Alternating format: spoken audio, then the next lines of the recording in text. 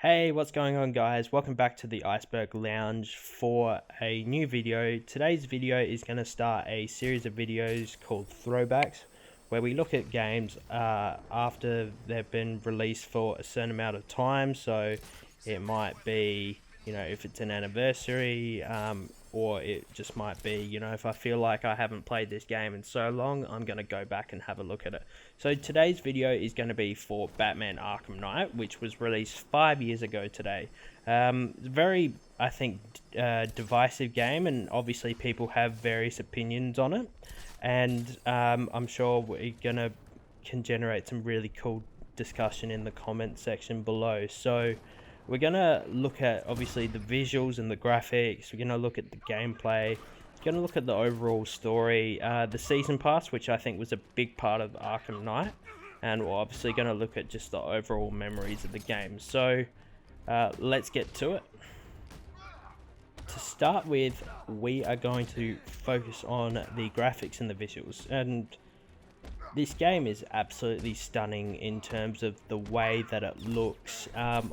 The city is absolutely beautiful, from the details on the buildings and the lighting, and then obviously when you go down to the ground levels of the city and you look at bus stops, and they've got ads to Fly to Metropolis. The amount of Easter eggs as well for other DC heroes and villains is really fantastic. And this game is the map is 5 times bigger than the map that we got in Arkham City, and I thought the Arkham City map was quite massive. Obviously, there's 3 islands that you can move around in Gotham, and it just looks spectacular.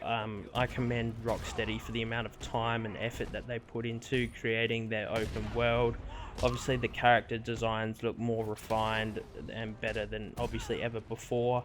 And now we're going to talk about the gameplay. The combat here in Arkham Knight is the best of any Arkham game, hands down.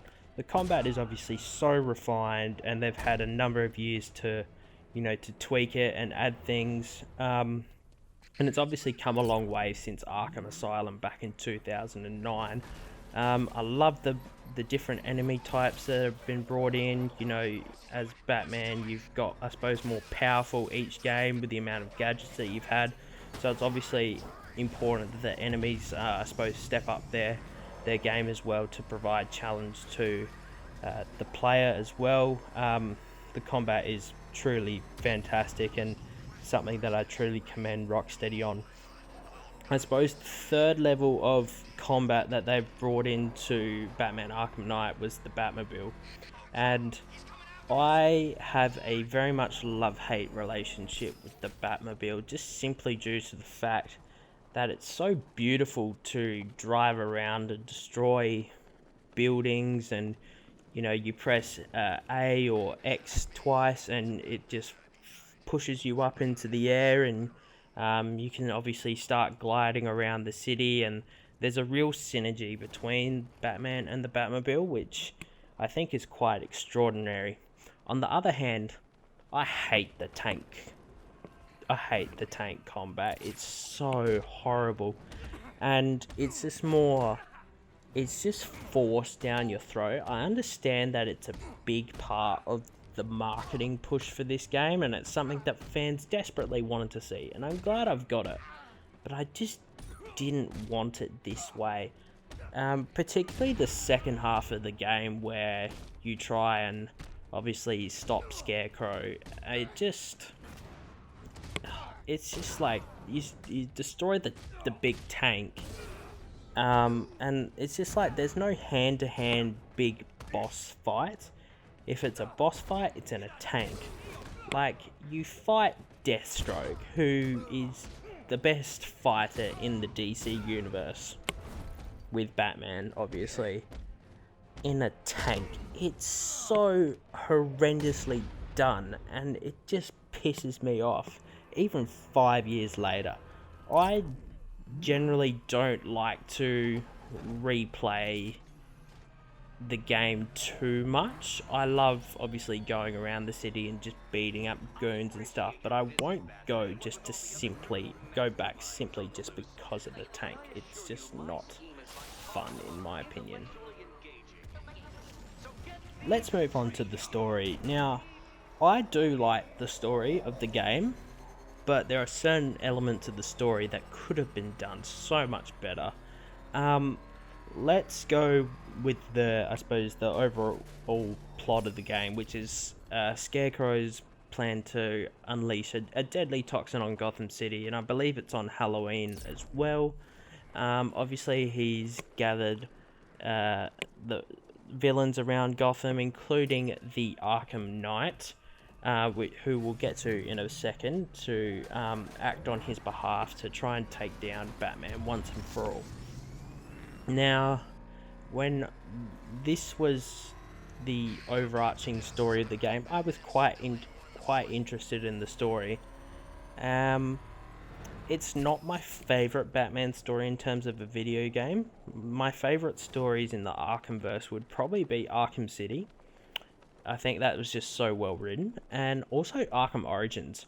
There's certain things I do not like about that game, but I thought the actual overarching story was quite good and made a lot of sense. And Arkham Knight, I feel, just wasted some opportunities for me in terms of the story, from my opinion. Mark Hamill came back to return as the Joker and recorded some fantastic lines in the game. Obviously, Batman is infected with the fear toxin very early on in the game. I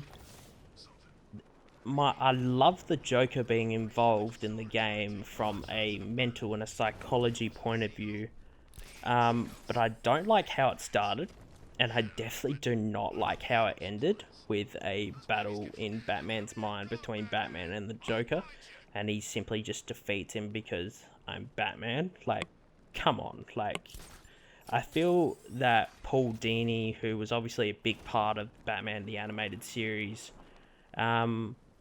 he left and did not participate in the writing of Batman Arkham Knight, and I feel like that really shows. I did like John Noble as the Scarecrow. That was obviously I feel like he's quite a psychological villain, which is obviously really good. The Arkham Knight, I did not like this in the game one bit. To be honest, you kind of knew pretty much straight away that it was going to be Jason Todd. Like, it's just hinted at so much, and Jason Todd hasn't actually been in any of the Arkham games before this, and it was just not well done. It was just not well written. If you had have said that the villain was just Red Hood from the beginning, it would have been good, because as a villain there's the dramatic irony, because as the audience we know who it is, but Batman doesn't. So if they just said Batman Arkham under the Red Hood, I would have been perfectly comfortable with that. The ending, the fact that you have to finish the game 100% to unlock the true ending, I feel like that's just simply not fair to your audience. Not every person that buys a game is a completionist, and you know, I collect probably maybe half the Riddler trophies, and then I just sort of had enough, and then I just decided to go and watch the ending on YouTube, just simply because I couldn't be bothered. And your game should not want you to just go and watch how to do it on the internet. You know, I just personally don't like that, in my opinion. The side missions overall I thought were quite good. The Riddler ones are obviously a little bit tedious. Wasn't exactly a fan of the racetracks. But now we're going to move on to the Season Pass. I have a very, I suppose, complicated relationship with the Season Pass. I certainly enjoyed elements of it, and then I thought a large majority of it was extremely rubbish. I enjoyed the amount of costumes that we got for Batman. I loved the Batmobiles as well. I loved the 1989. I loved the Adam West. I love the Christian Bale as well. Obviously the Ben Affleck Batman v Superman skin as well. I thought was one of my favorites. Probably the 1989 one was my favorite. I thought the racetracks were a little bit unnecessary. I didn't dislike all the racetracks. It's just I think it was better when it was themed, like aimed towards the 1989 films or the 1992 film, or it was aimed at the Adam West sort of stuff with the music playing in the background. I suppose the story missions as well. I didn't mind the Batgirl DLC. Could have been a bit longer. It was great because she had a different playing style to the other characters. I thought the Nightwing one was absolutely trash. I thought the Catwoman one was pretty bad as well, and I thought the Robin one was extremely short. I liked the Red Hood one. I wish that was a lot longer. And the Harley Quinn one was okay as well. It was not the worst thing for a pre-order DLC. The Season of Infamy, I didn't mind it. There was obviously missions with Mr. Freeze, Ra's al Ghul, Mad Hatter, and Killer Croc. I thought a couple of those missions were not bad.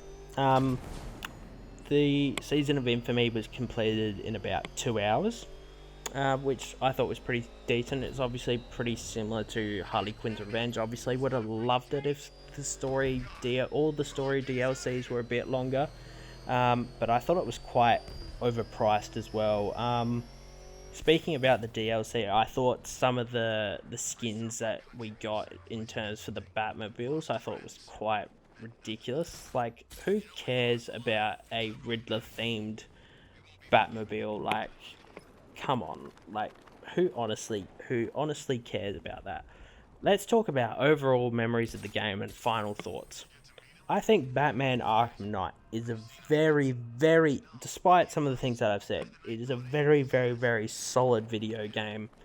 I think that the overall gameplay is very good. However, the tank combat, in my opinion, is so annoying that it brings the game down a lot for me. I feel like certain elements of the story could have been better. I think if you take the tank out, I love this game a lot more, and it probably becomes my favorite Arkham game. So let me know your thoughts down in the comments section below. If you agree with me, that's perfectly fine. If you disagree with me, tell me why. Please let me know your thoughts in the comments section below. Thank you very much for watching this video. This is the Iceberg Lounge. Please like, comment, and subscribe to the channel. I'll see you in the next video.